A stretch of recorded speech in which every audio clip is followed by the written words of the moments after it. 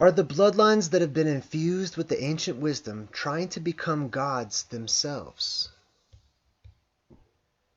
There is no need to try. Humanity needs to grow beyond the stagnating concepts of gods. The idea of God takes the power out of your own hands and places it upon some shadowy unknown figure somewhere out there. In other words, outside of yourself. Instead of God, see Creator. So there is no need to try. We already are creators, and so are you. The only question is, will you create consciously or subconsciously? What is 11:11? Think of it as an alarm clock. What are alarm clocks for? Please explain how newborn babies are infused with spirits after birth. They are not. A soul enters into its physical container usually long before the birthing process, sometimes later, but still before the actual birth. Does a website like this serve the purpose for negative generating? That depends on how you use it. It has the potential to be either negative or positive. It's up to you how you use the potential.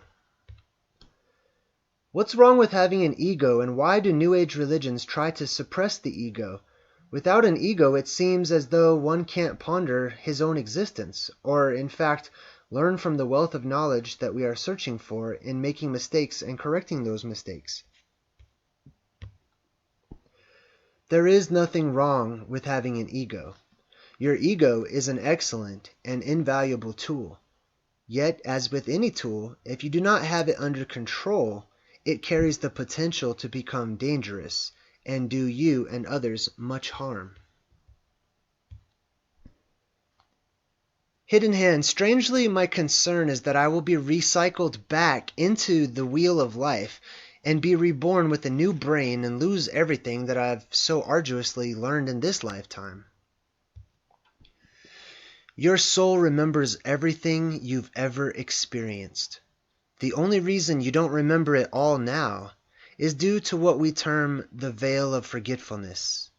If you came into each new incarnation with access to your soul memory, there's no point in your coming into space-time. It would be like playing a computer game with all the cheats. You wouldn't learn anything, and it takes the fun out of playing the game. Remember that this current physical body you carry around with you is not who you are. It's just the vessel for your essence. Who you are is real and cannot be destroyed. You will retain all of your memories of this life experience once you pass on to the realm of time-space, or that which some call heaven. Space-time is illusion. Time-space is real. The infinite being living within and around your quote-unquote body, namely your soul, is who you really are. The part of you that thinks and feels and loves, it will always be a part of you. My dream is to be a master such as yourself. I am not a master. I am a growing and evolving soul, just as you are. We're just at different stages of our development. You will get to where you desire to be. It takes time and patience. Be sure to make time to enjoy the journey. I endeavor each day to master myself and change, to develop a mind that has mastery over my body. I feel I have come so far in this lifetime, and yet not far enough. You are on the right path in that you are consciously choosing to work upon yourself. Many there are in this world who are not even aware of such a concept. Remember, though, that it is not only the mind that you must develop, but also your soul. Work with your feelings as well as your thoughts. Cultivate compassion, as that is the main thing that you will begin working with in the fourth density. See yourself within all others and treat others as you would like to be treated yourself. Then remember this one crucial thing: there are no others.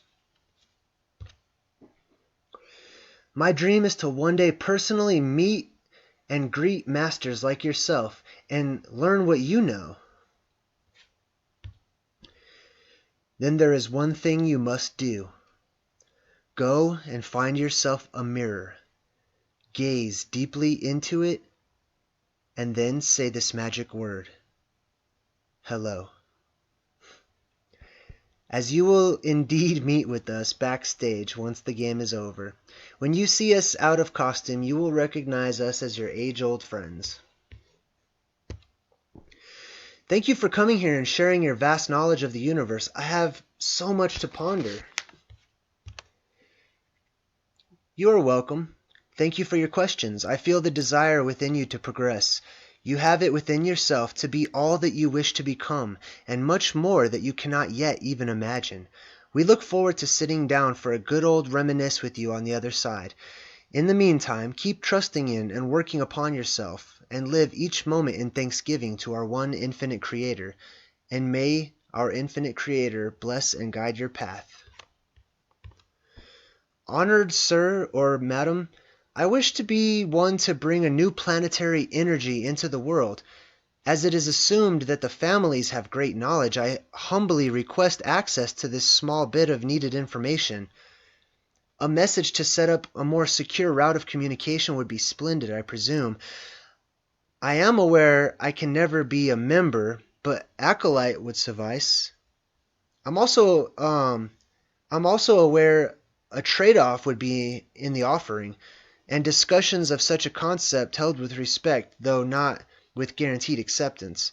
I await your reply. I am sorry, but this is not possible. One is born into the family, and raised in a very specific and rigorous way, which engenders unwavering loyalty. No matter how keen and sincere one may be to join us, we can only place our trust in those raised in our ways. I would not wish the conditioning process that we go through on anyone. It can be grueling at times, and it is too late to begin the process once childhood has passed.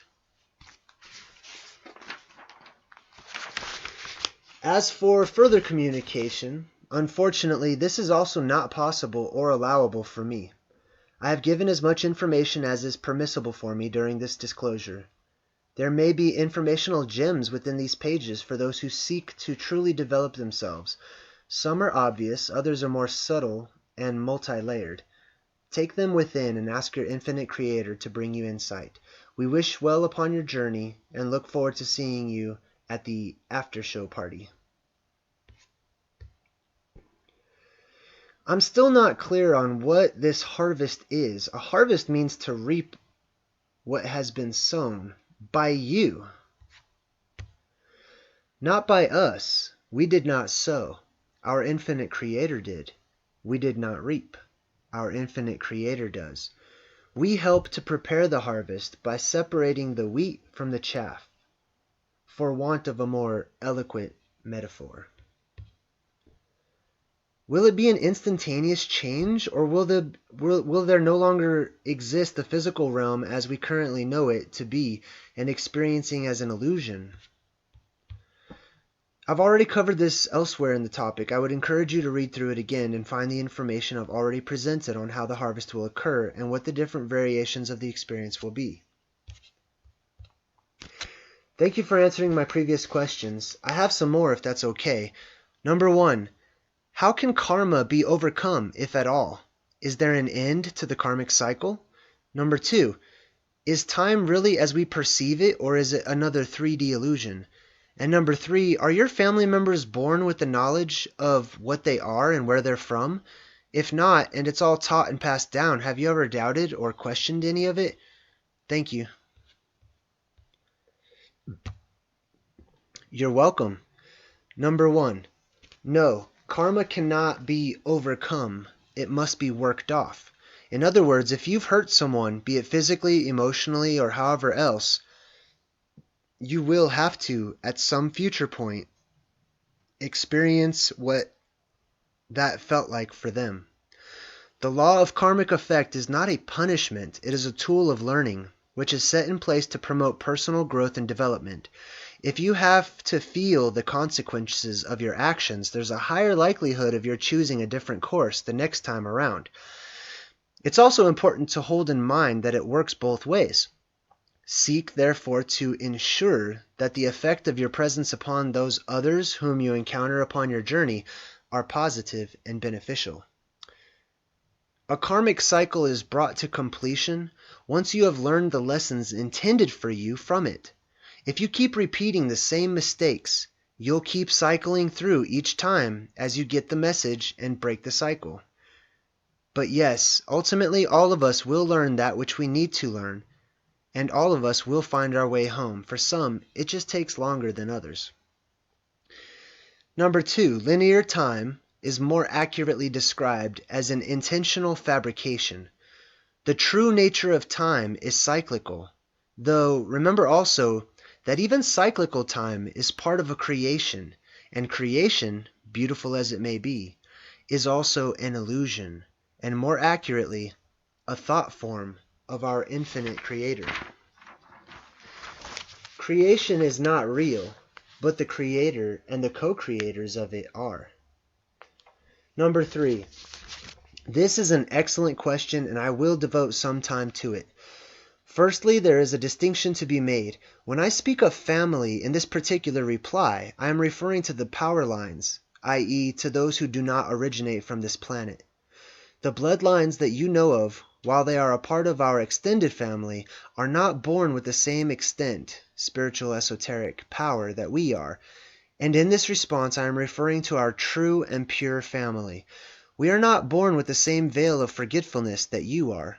The veil is still in place, but it would be most accurately described as being somewhat thinner. We see the invisible connections of life, which are hidden from you, because we retain access to more than just the third density perspective. Not dissimilar to the manner in which some people can see what you call auras. This is because you are working your way up, whereas we have chosen to step down in order to help you. We could not do this as successfully if we had to forget all that we've learned. In other words, to you, everything appears as being separate. We see that this is not the case. We do not have direct soul memory, as in the manner that you remember what you did yesterday. But we may have access any portion of our soul memory we so choose when we focus upon it, often in a meditative state. Personally, my experiences are different again in other ways due to my specialty in the spiritual disciplines, but I will go into that in more detail later in response to another question. Yes, information is indeed passed down, though unlike for yourselves, any one of us may, with some effort, check the validity of that information from our personal and group soul memory.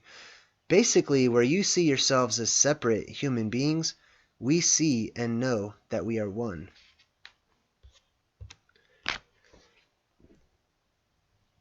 Then I'm glad I picked up on that particular point. I found it to be a real ray of light, though I'm unsure what to do with it. This information feels as though it should comfort me, and yet it's difficult to feel comfortable knowing that evil, in part, makes us who we are, but thank you nonetheless. Evil is not who you are. It is part of the complex series of illusions that you use in the third density to show you who you are not. The further up through the densities you work, the less polarity plays an important part in the game. The sixth density, the density of unity, is the last level that polarity is a factor. But even then, it factors in a very different way. Instead of balancing positive and negative, you will be balancing love and light and compassion and wisdom.